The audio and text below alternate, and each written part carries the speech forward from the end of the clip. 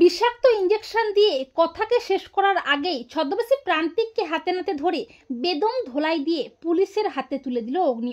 হ্যাঁ বন্ধুরা, আমরা এমনটাই দেখতে পাবো কথা ধারাবাহিকের আগামী পর্বগুলোতে। কথার কন্ডিশন খুবই খারাপ হয়ে ওঠে। কথাকে সুস্থ করার জন্য বাড়ির সবাই মরিয়া হয়ে ওঠে, আর অগ্নি তো পাগলের মতো হয়ে যায়। কথার পছন্দের সমস্ত গাছ কথার কেবিনে নিয়ে আসে অগ্নি, তবে কথা কোনো মতে রেসপন্স করে না। আর বাড়ির সবাই ঠাকুরের কাছে আকুল হয়ে প্রার্থনা করে।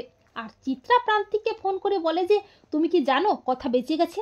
তখন প্রান্তিক বলে কথা বেঁচে গেলেও ও আমার হাত থেকে বেঁচে বাড়ি ফিরতে পারবে না, ওকে হসপিটালেই আমি শেষ করে দেব। এরপর প্রান্তিক ওয়াচম্যানের ছদ্মবেশে হসপিটালে যায় কথার কেবিনে, কিন্তু অগ্নির গলা পেয়ে প্রান্তিক চলে যায়। তবে প্রান্তিক সুযোগের অপেক্ষায় থাকে। অগ্নি তার মাকে কথার কাছে আনে। এরপর অগ্নি ও বাড়ির সবাইয়ের ভালোবাসায় কথা একটু একটু করে সুস্থ হতে থাকে। এরপর সবাই বাড়ি ফিরে যায়, আর প্রত্যয় অগ্নিকে বলে একটা ক্লু পাওয়া গেছে, সেই ক্লু ধরেই আমরা জানতে পারবো কে কথার এত বড় ক্ষতি করেছে। তখন অগ্নি বলে আমিও যাব, আমিও জানতে চাই কে কথার এত বড় ক্ষতি করলো। এরপর সবাই যখন চলে যায়, কথার কেবিনে যখন কেউ থাকে না, তখন প্রান্তিক কথার কেবিনে আসে ছদ্মবেশে বিষাক্ত ইঞ্জেকশন নিয়ে।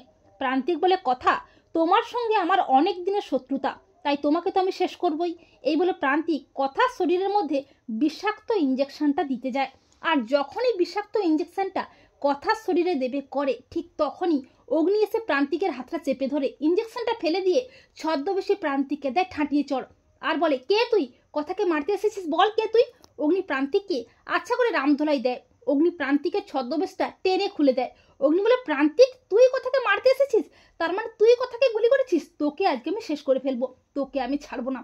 এরপর প্রত্যয় ও তার পুলিশ টিম এসে প্রান্তিককে অ্যারেস্ট করে টানতে টানতে থানায় নিয়ে যায়। তো বন্ধুরা, তোমরা এটাই চাও তো যে কথাকে শেষ করার আগে অগ্নি যেন ছদ্মবেশী প্রান্তিককে হাতে নাতে ধরে বেদম ধোলাই দিয়ে পুলিশের হাতে তুলে দেয়?